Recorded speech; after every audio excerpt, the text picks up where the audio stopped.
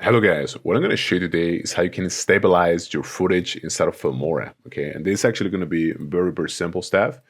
We have a clip in here. This is not really shaky, to be honest, but still we're going to try to stabilize it a little bit more, okay? And how are we going to do that? By going into our effects panel. And as you can see here, we have the video panel. And we have to go to AI tools in here.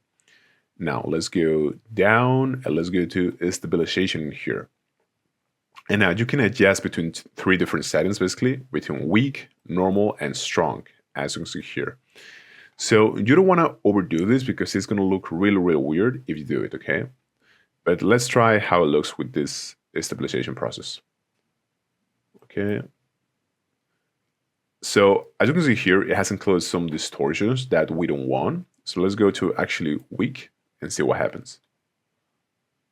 Let's wait for it to process. And now it looks much better.